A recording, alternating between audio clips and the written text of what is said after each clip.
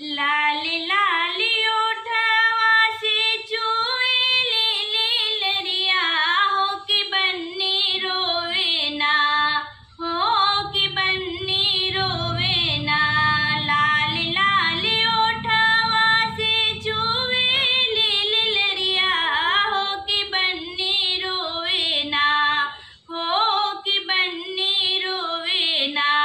सुन के अपनी बिदैया हो कि बन्नी रोवे ना, सुन के अपनी बिदैया हो कि बन्नी रोवे ना। लागे वाली बतिया जीने कहूँ मोरी सासू, नहीं त अम्मा रोई है ना, नहीं त अम्मा रोई है ना।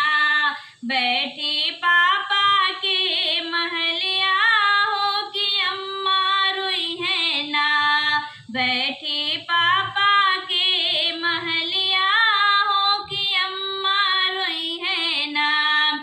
लाल लाल ओठवा से चुएली लीलरिया हो कि बन्नी रोई है ना, हो कि बन्नी रोई है ना। सुन के अपनी बिदैया हो कि बन्नी रोवे ना, सुन के अपनी बिदैया हो कि बन्नी रोवे ना।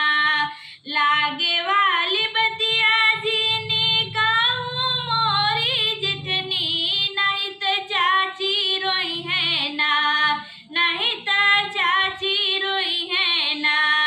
बैठी चाचा के महलिया हो कि चाची रोई है ना, बैठी चाचा के महलिया हो कि चाची रोई है ना।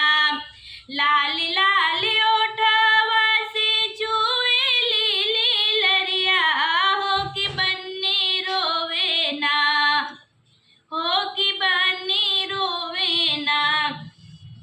सुन के अपनी बिदैया हो कि बन्नी रोई है ना। लागे वाली बतिया जीने कहूँ मोरी ननदी, नहीं त भाभी रोई है ना, नहीं त भाभी रोई है ना। हो कि भई बैठी मैया के महलिया हो कि भाभी रोई है ना, बैठी भाया के महलिया नहीं त भाभी रोई है ना। लाल लाल ओठवा से चुएली लीलरिया हो कि बन्नी रोवे ना, हो कि बन्नी रोवे ना। सुन के अपनी बिदैया हो कि बन्नी रोवे ना, सुन के